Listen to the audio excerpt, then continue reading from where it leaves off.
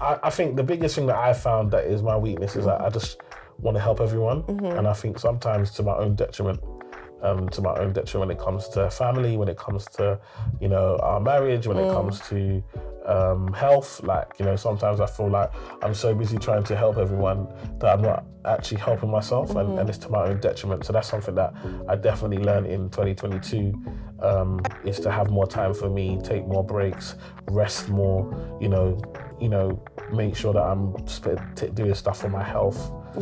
Yo, people, Happy New Year. That's how we have to start. Happy New Year. We made it. Yep. Made it to another year. We're grateful. We're thankful. And welcome back to the Eman Effect podcast. Yeah. Hi, everybody. Hey. We're trying to be consistent for you guys. Trying to make sure we're giving you that consistent content. So hopefully you're enjoying the videos that we put out. And yeah, we thought, how do we start the year? Do we give you the goals? And everyone's on that right now. It's goal setting and this and that. And it's like, actually, you know what? Let's try something different. Yeah. Let's just have fun with it. Let's just answer some questions. And you know what? We really need to. I'm going to do a poll on my Instagram and get some questions for the podcast. Like, get people to ask questions just for the podcast. Yeah. And then we'll come and bring them. And also, what we're going to start doing, some of the dilemmas that we've had on the polls on Instagram, we're going to start bringing some of them onto here and discussing them as well. So definitely be interactive. If there's stuff that you want to know, information that you have, comment below. Let us know. Like, subscribe, share. Please share the content, share the channel. We're trying to grow the page, reach as many people as possible. So the more sharing, the better. And yeah, let's go, man. Let's go. So all right, so I want to play a little game. We had our other episodes where we played the game. Which was quite funny. So we thought we'd do it again. If you haven't got the game, it's the Bob in the UK debate date game. And yeah, it's quite fun. Yeah. And so I thought, let's just do it again. We'll just answer these, you know what I mean? And see, get to know us better, get to know our thoughts and opinions. Let us know your thoughts. If any of the questions you think, what's your opinion on them? Let us know your thoughts, what you think.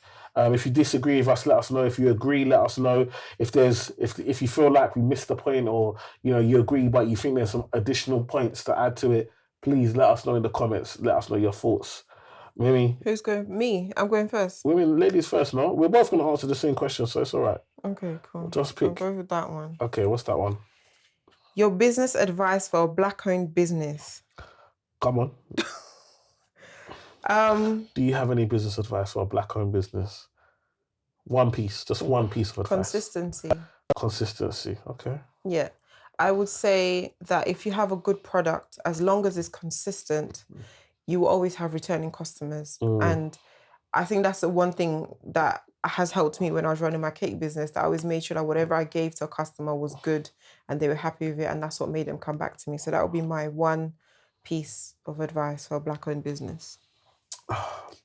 I've got so many people. Of course. I've got so much for you in regards to Black-owned business and things that we can do. I guess my one thing that I always say is excellence.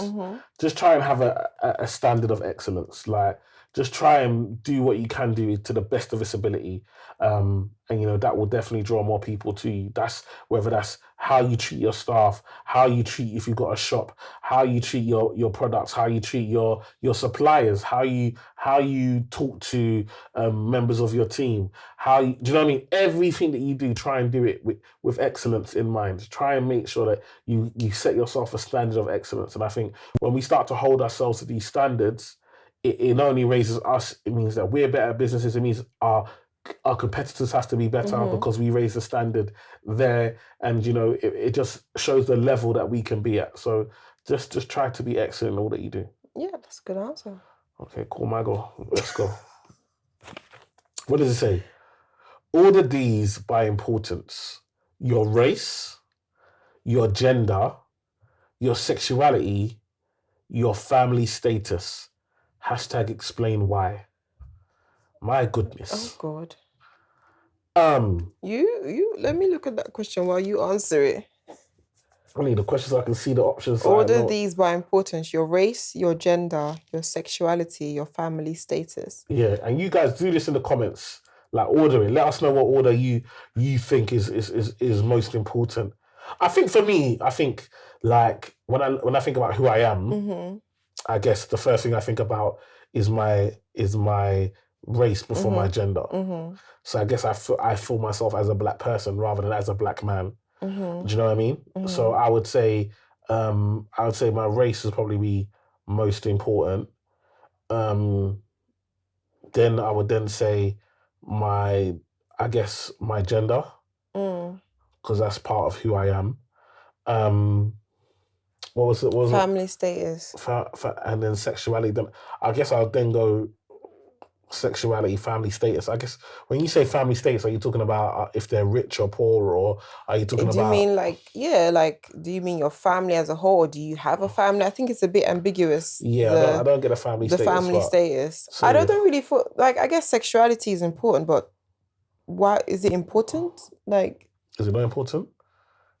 I think it's important. Well, would your sexuality not be an important part? If I like women, that's important to me, right? Yeah, I guess so. So if I like women, then that's who I'm trying to attract. Do you know what I mean? So that's important. Your sexuality, right? Yeah.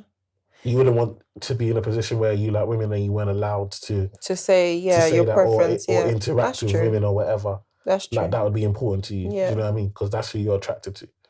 Yeah, I think I follow the same order of importance as well. Family status, I'm not quite sure what that means. So I can't really place it on the list of. I think one thing I feel like when it comes to like your family status, if it is about wealth or money or whatever, that can always change. You can always be, up or down or whatever. I don't know if you're talking about like middle class, upper class, lower class. I don't know what they're talking about when they say family status. A bit too ambiguous. But yeah. Hopefully we've answered that. Like I said, you lot try to answer in the comments. Let us know your thoughts. What is your weakness? I would say that you don't have any. You're perfect. You're being kind, babe. So beautiful, so wonderful. God, you can make no mistakes here. I worry a lot. You worry? I used to a lot. I don't worry as much anymore, but I used to.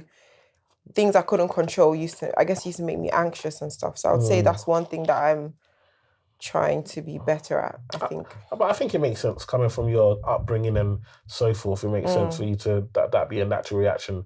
And if you've done something for long enough, even when you're no longer in that situation, your natural instinct is to be in that situation, even though you're not there anymore. So I think when you come from a position of worry and instability and so forth, that's going to cause anxiety. It's going to cause you to panic. It's going to cause you to try and find control where you can. Yeah. And so now you're out of that. I think you're finally, realizing that you're in control of your situation. Yeah, absolutely. So I think that would be.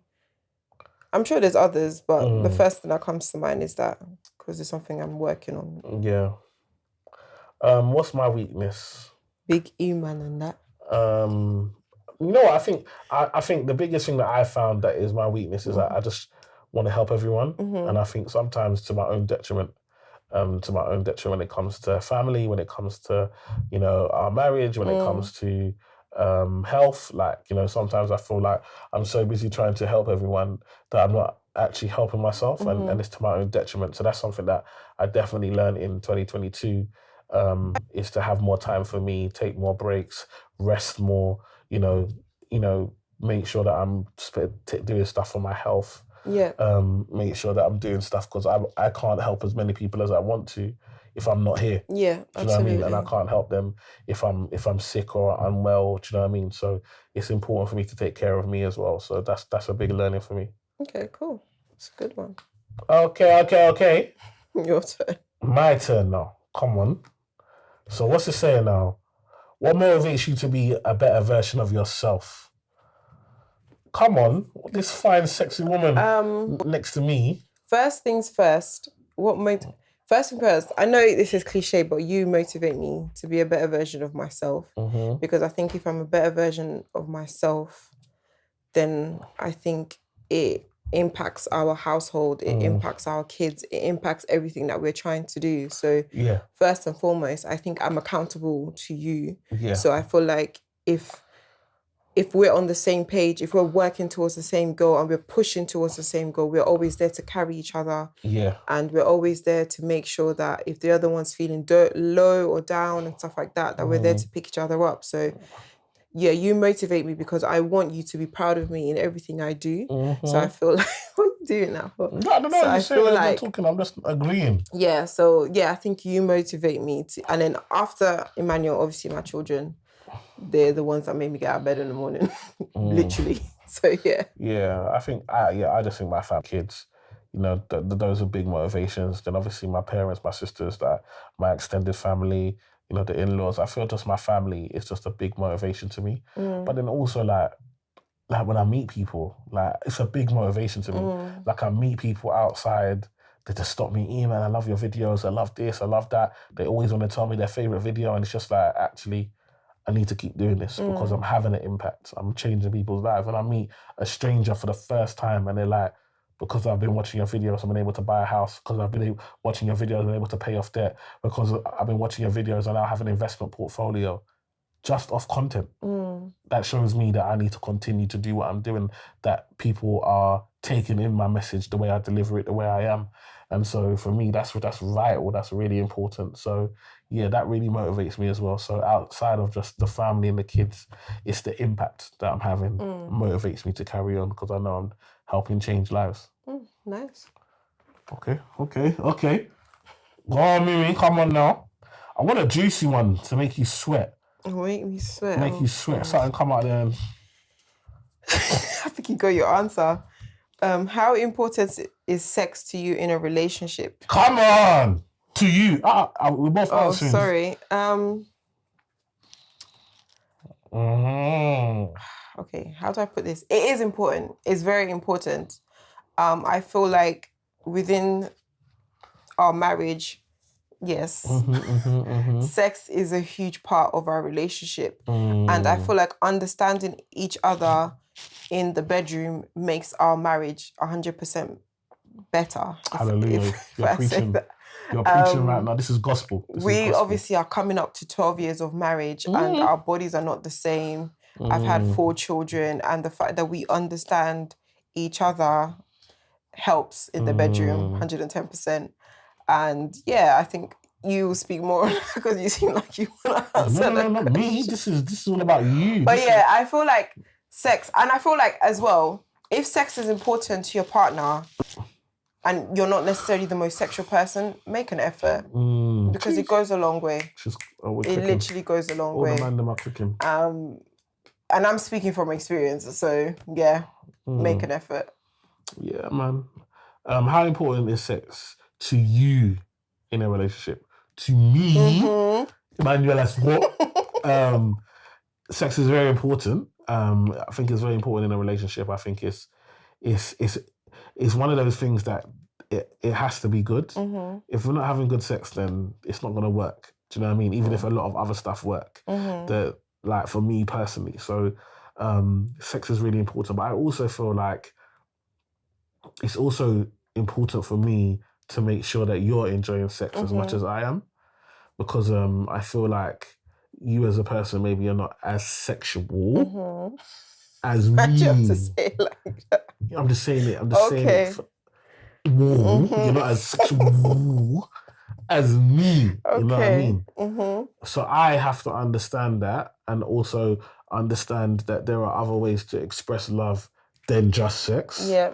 And not every time that I feel like having sex is going to happen. And that's part of my covenant to you. That's part of, us understanding that we're a team, and it's not just about what I feel and I want. So yeah, for me, sex is really important. And I think that's something that we've had to communicate and understand what that actually means. Yeah. Because again, what one person thinks is a lot of sex, another person might think is too little. Yeah. So it's about having those real conversations and actually saying numbers out loud, like, okay, this is how much times I expect, or and coming to some real agreements on, so that there's an understanding. Because if you don't have these conversations, There's just arguments. Yeah, it's true. One is thinking that I'm not getting enough. Another one's thinking that they're giving too much. Yeah. They're doing too much, and this one keeps tapping them. So you need to have the conversations to make sure there's a balance and understanding there. But then also you need to know to make sure, like you said, know what works. So sometimes I know that obviously, like you said, you've had 4 kids. So not every day you want the pounder. You understand? Not every day you want the more fire. Okay, moving on. We haven't finished it. It said, what's important? How important is sex to you? This is to me. Okay. It's important to me. Okay. So let me elaborate. Okay. And express my... Okay.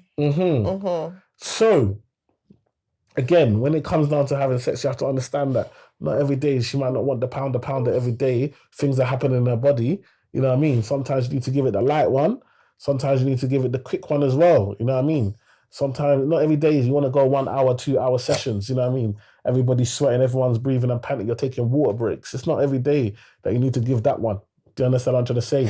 Sometimes you need to give it the light one. The kids are about, just give it the quick boom, boom, boom, boom, boom, release and carry on with your day. What, have I said something wrong? Okay, Manuel. Guys, in the comments, let me know. I'm just expressing. It's important to you. We get it. It's important. It's important. Okay, maybe did I talk too long for that one? Did I express too much? Okay. It's important though. It's your turn. Okay, let's go. Let me go from here. What have we got now? Are we over communicating? # social media. The simple answer is yes. Yes. Like, come on, like what are we? Sometimes, like, you don't need to share everything. You don't need to share everything. Man will be like, what did I have for breakfast? Porridge. Bro, cornflakes. Like, it's okay. Keep that, unless you're teaching me something that I don't know about. Why are you showing me this? Like, it's okay. Like, do you know what I mean? Like, people be like, oh, follow me on my journey to work. You took 1 train and got off. And bro, what have I learned here? You're not even talking. It's silence. Oh, wow. Like, it's okay. There are things that you can keep. Now you're sharing. You're talking about your siblings and the beef and your mum this, your dad this. There's no privacy anymore. Like, now you're betraying people's trust. Because sometimes you're coming to tell stories on social media for content, but actually, have you spoken to the person to get them upset you and stuff? Their permission to have their story out there? Now they have to go on social media and realize that you're talking their business on the social media without their permission. They thought they had a beef with you. Now everybody's in it.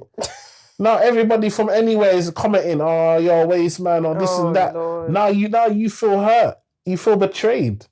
You're oversharing. Also, you're showering. Shower. Why do you need, like, sometimes I don't understand. You're doing your skincare routine. Okay, must you be naked to do your skincare routine? Every day you must be in a towel. Bruv, it's okay. You're just doing your face. Why do you need to see your face? Not every day clickbait. Is it going to fall? It's okay. We've seen breasts. There's so much breast. It's okay. We don't need to see it. Oh my gosh. Do your skincare routine and move on, no? Okay, babe. Come on, why are they doing this? Okay. Are you done? No, Okay. you feel like you're finishing me. What about you now? You said everything. Say your own. Yes, I feel like we're oversharing. I read a story to Emmanuel yesterday, and it was a lot. I don't know why people would put that kind of information out there. Yeah, it's a lot of oversharing. There's over-communicating because of social media. Absolutely. 100% agree. Okay, go ahead, babe.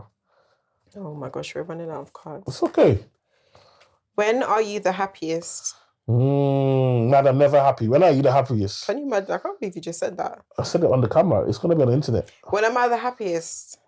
In the morning, when it's quiet. I've just woken up and I'm lying in bed next to my husband and I don't have to get up. And the husband is sleeping, so it's not. She might be next to me. She might be happy being next to me, but she doesn't want me awake.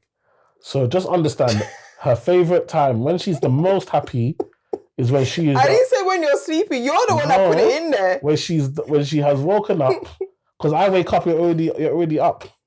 Yeah, we've got 4 kids. Yeah, but you said when the kids are quiet, they're not there. because you said when you wake up, I'm already up. So obviously the kids are sleeping. Yes. So it's just quiet. Yeah, your happiest time is when everybody's asleep and you're the only one awake. Well, maybe I should say happiest. I think peaceful. I think that's probably okay, I didn't answer the question then. Let me answer the question. When are you the happiest? Do you know what? When I went to Emmanuel's event last year, the one that he did just before the year ended, and just seeing how everything was, and that was the first time I kind of felt really just happy with myself and just happy with the direction I was taking coming into 2023 and just seeing everything. I think that was when, that event that you had. Yeah, we're gonna do another one. Yeah. 21st of Jan. Just Ticket's gonna be out probably soon. Next week. Yeah, soon. Yeah. So watch the space, but yeah. Reset seminar. Yeah, I'm glad. I think there's different times and things that have happened, but the last time I really felt comfortable in myself and happy in myself and standing next to you doing the event and everything. So yeah. Okay. What about you? When I'm clapping them cheeks. Hey!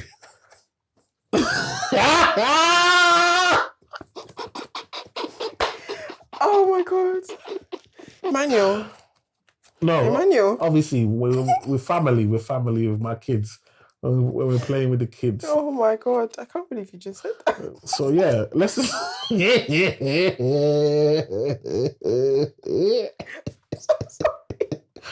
Oh, that's hilarious. Sorry, please, carry on. You pick. I just picked. Oh, sorry. Okay. Are we blaming white people too much? Cheese and bread. You answer that one. I personally feel like it's good to hold people accountable and not act like... I feel like we're in a stage where people are acting like, oh, it was so long ago. We're not like that anymore. Everybody has an opportunity, so let's forget the past. And I feel like you can't forget the past because a lot of the time the things that happen in the present is because of what's happened in the past. And I feel like it's very unfair for people to say, oh, these people act like this, these people do this, or these people are criminals, or these people are doing X, Y, Z, when systems in the past have made it, a lot of the time, things that have happened in the past are the reasons why these things are happening. And so the same people that made it happen have to, own up to what they've done. Yeah. But at the same time, I do feel like there is opportunity for us. And I feel like I would prefer us to look to ourselves and hold ourselves accountable. Do you know what I mean? Yeah. And say, look, actually, this is not us anymore. Forget what's happened. Like, we know that things have happened and made things and way. But what can we do to improve what's going to happen going forward? I've got these 4 kids. I can't keep telling them, oh, because of what's happened in the past, you're not going to achieve in life. Yeah. I've got to make a way to say, what am I doing now with my life in order to make sure that their life is better and they are a step further away from the things of the past. And so for me, yes, white people have things to be accountable for. And I think there are a lot of them that are coming out and saying, actually, this is wrong, standing up, marching, voting, putting pressure on, whether it be their family members and all of these types of things. I really feel like there's a big shift, a big change. And especially in that younger generation, I'm so excited for, Gen Z. Like, they are absolutely fantastic, and their mindset and the way that they band together and the way that they refuse to, allow colour to limit them and so forth is just amazing. Even sexuality, race, they're just liberal, free, doing expressing themselves in a way that is just so amazing and breaking down barriers and borders all over the place. So I'm so excited for that Gen Z to now start to grow, get into power, and get into more things, because I feel like they're really going to change the world. But I feel like, us millennials, we have parts to play, and we need to do our bit as well to make sure that it's an easier ride for them as they come through. Absolutely. I feel also there's so much information out in the world that we can educate ourselves to that point. Yes, there's always going to be roadblocks, and yes, there's always going to be ceilings that we might not break through, but what's that saying? I ran so that you could walk, or something like that. I think there's so much that people have done. Other way around, but yeah. Is it? Sorry. I walk so that you could run. Yeah. So there's so much things that people have done for us to be in the position that we are now, and we need to keep paving the road so that the people behind us can literally sail through, as opposed to running. They can just fly. You see it like look at, I always talk about, football. Look at Ian Wright. The money Ian Wright that was making is nothing compared to the money Thierry Henry made. But the money Thierry Henry is nothing compared to the money that, Raheem Sterling and these types of man, the contracts that these men are on. You got men that are not even playing, earning more than what man that were starting were getting. Do you know what I mean? And that's because of those that have come before. So you're going to get better. You're going to be on someone else's shoulders. You're going to be able to do more. And that's great. But what are you doing with it? Yeah. What are you doing with it? And that's the big thing for me. If you've got all this opportunity, all this information, all this access, you don't even have to stay in the country. That's one of the biggest things I've seen. Like, you don't have to stay in the UK. If what you want to do and where you want to get to, you can't do it here, but you can do it somewhere else, you can go. You can go and make that happen. So actually, now is we're in a generation now where we can go and create our own dreams, create what we want in life. So stop. Let's not allow, let it not become an excuse. Yeah. There's justifiable reason to blame other communities and other things that have happened, but let's not make an excuse why we're not doing something for ourselves. Yeah. All right. Yeah, cool. So what's next? Is it yours? You got a question? Is it you picking or me picking? I think it's me. Okay, go on. If your partner ticked all your boxes, but you find out they had a one-night stand, would you leave? Eman and Mimi. If it was before me, no. What you did before we met, that's none of my business. No, I don't think that's not the question that they're asking. If your partner ticked all your boxes, but you find out they had a one-night stand while you were in the confines of your relationship. Yes. Would you leave? Yes. Okay. Because you throw it all away. Because question is, if they ticked all your boxes and they wouldn't be having a one-night stand in the first place, you wouldn't be in a situation where you would think it was acceptable to get drunk or get tipsy or whatever led you to that position to go and sleep with someone else. If they ticked all your boxes, they've just basically cheated on you. Okay. What do you think? If we're together, you tick all my boxes, I found out you had a one-night stand, I just wouldn't look at you the same. It's just who I am as a person, but I just feel like some people, that's not a given for everybody. Some people are able to overlook, some people are able to say, okay, that was a mistake, I'm not fazed by that, all the other qualities. Sometimes you have to weigh it up, sometimes you say, okay, if I did 100 things good and I did one thing bad, is that one thing bad worth throwing away all the good? Do you know what I mean? I hear you, but at the same time, if they did it once, they can do it again. Because to them, it's just a one-night stand. It's just someone that they're never going Not necessarily meet again. You can do something once and never do it again. I hear you, but there are people that have committed crimes, that have done things that they've done their rehabilitation, they've never done it again. True. But I guess it depends on what you hold as a standard to yourself. If that is not something that you then fine. If it's something that affects you, then you have to make that decision. I think it's a question that it all depends on what you see as important. Because at first I was saying, it depends on who. If you slept with my brethren or someone that I know, or you've done, do you know what I mean? Then it might be a tip. But the reality is that me just knowing that you slept with someone else is long for me. It's why am I committing because for me, then it's why am I committing myself to someone who isn't fully committed to me? If I know that you're out here and you're shagging someone, then let me be free. I'm going to shag as well. we all just be shagging. Do you know what I mean? There you go. What, you just ended the... Don't you be ending these things making me feel like I'm saying too much. Okay, here we go. What would be your ideal first date? Ooh, what would be my ideal first date? I'm a kind of like a simple girl, So I would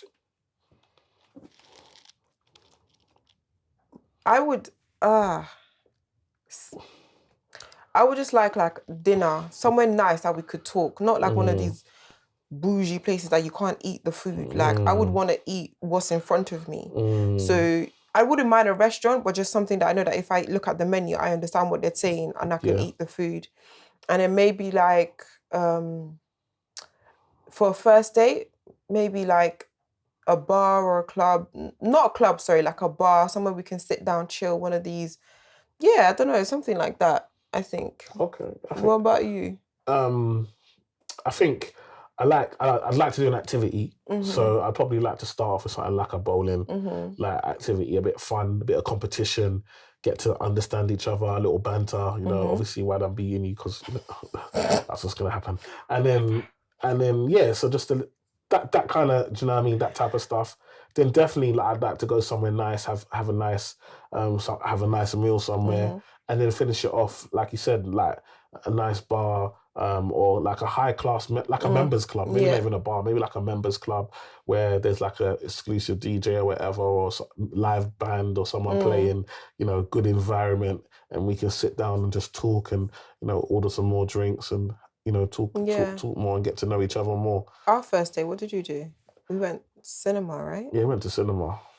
Went to watch Gran Torino. Yeah, but you know, those days is over. Like, no, that's like those days you could go to Nando's. Like, I know, it's true. Can't do that anymore, you know. So you can't really compare. It's a completely different time. Do you know what I mean? All right, cool. That's your turn. Your turn. Is it my turn? There's only a few more, you know. We're almost done. More. What are the main qualities you look for in a life partner? Hey. Why do I always get these questions? It's you. Lord have mercy. Magnetic to these. What are the main qualities you look for in a life partner? I think my first thing was like someone who was God-fearing. Because as a Christian, it's important. That's first and foremost. I wanted someone that was kind. I wanted someone that was family orientated, because I come from a big family. I wanted someone that had a good relationship with their family as well. I wanted someone that wanted kids, because again, that's a deal breaker. I wanted someone that could make me laugh. I wanted someone that was good looking. I wanted someone that we could communicate, we could talk, we could express ourselves to each other. I wanted someone that I felt safe with. Like, I didn't have to question if something was ever to happen, that would he protect me? And I've always felt safe with Emmanuel. Yeah, I think those are some of them. I have a list somewhere, but those are like, yeah. Wow. Women are deep, man. Women are deep. What are you gonna say now? Oh my gosh. What I want to laugh, I just want someone that's kind, someone that's homely, someone that, you know, wants to have children and raise children, somebody, again, like faith in God, do you know what I mean? Like, just someone that's nice to be around. Like, at the end of the day, for me, I'm just looking to marry my best friend. Like, there's someone that I can actually be best friends with, like, to the true definition of share this life with, do you know what I mean? But I think one of the biggest things is just a nice person. Like, I don't like bitter people. I don't like people that are gossipy. I don't like people that hate on people. That's just not my energy. Do you know what I mean? So I couldn't be around someone like that. So that's really important. And somebody that's hardworking. Do you know what I mean? Because I know I'm hardworking. So I ain't working hard for someone to come and say, "Oh, can you do my nails? Can you do my..." Bruv, what are you doing? See me, yeah? If you're doing stuff, I don't mind paying for stuff, 100%. If you're out here doing bits, like I don't mind buying bags, buying shoes, buying nails, going here, this, that. I don't mind all that. But if you're on your bum every day, sitting down, I'm here working, and you're just here, then I come home and, no, bruv, don't talk to me about nothing. Better get it for yourself. So, again, and that would just cause issues. Yeah. Do you know what I mean? And again, I'm around very powerful women, like doing the job that I do. Like, so I couldn't imagine being around, like, women that are doing bits every day. You come home and your wife is just doing nothing. You just be embarrassed. Like, do you know what I mean? Just think, what am I doing? Like, do you know what I mean? So, you know, I had to have a woman that I knew, no matter what room I put her in, I know she's in the top 10%. Do you know what I mean? Not just looks, but also mindset and so forth. So yeah, and that's what I got. Yeah. Yeah. Okay, this is me now. Yeah. Okay, let's go. Why do so many successful black people date outside their race? Cheese and the bread. I'm just gonna go with, I think a lot of it is accessibility. So when I've spoken to people who are maybe like footballers, and they tend to, when they go away, when the people that they're meeting, a lot of the time, you know, a lot of the time when you want to be successful in these types of things, you have to leave your area. You can't really go back, you know, to your area necessarily. And also the types of clubs that you go to, you can't go to the same ones that you used to. So a lot of these more exclusive ones, because you're hiding from the media, maybe because you're hiding from your manager, the club, you might want to do certain things. They don't want you to, like, they might not want you to smoke, or they might not want you to do certain things, but you might want to go places that are exclusive where you can do things. Do you know what I mean?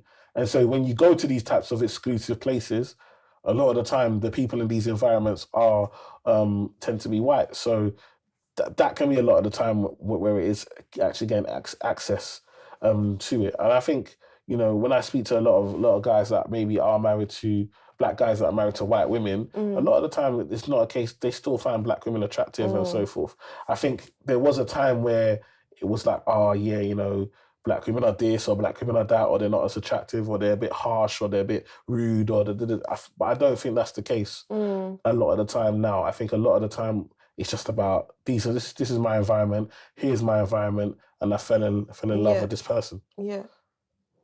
I don't think I can add much more to what Emmanuel said. I do feel like a lot of it is accessibility. And I feel like we just live in a world now where you're allowed to make the decisions you want to make. And if you meet someone and you happen to fall in love with them, and that's that, basically. Yeah, no, I agree. Go on. Last one from you. What film would you like me to see and why? Do you know what? There's not that many films that I have seen on my own that Emmanuel hasn't watched, because a lot of the films I've watched in the past, if they've come on TV, I'm like, babes, we need to watch this film, and we'll sit down and watch it. So I don't really feel like, I mean, I'm sure Emmanuel hasn't answered this question, but I don't feel like there's any film that I've seen that I'm like, oh my gosh, you need to watch it type thing. So yeah. What do you think? No, I agree. I think I've made you watch the films that I want you to watch. Like, but you know, my film that I always make you watch over and over again, Pursuit of Happiness. Like, I've made her watch that film bare times because it's just the grind coming from nothing. I love that film so much. So I think there's that. Obviously, Boys in the Hood, I made you watch that, just hood classics, you know what I mean? Because it wasn't just around when I was growing up. So there's a few hood classics, but you've seen like things like Belly and all those old, you've seen those ones now. So yeah, you're up to date on everything. Yeah.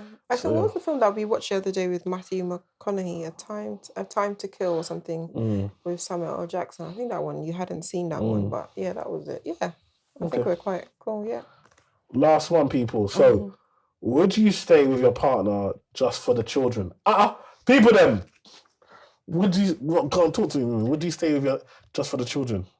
If you wasn't happy, if I hadn't done nothing wrong to you, I hadn't done you dirty, but you just maybe feel the spark is not there or the connection is not there, we're just kind of coexisting. Would you maintain that in order so the children had stability, or do you feel like you put your needs first?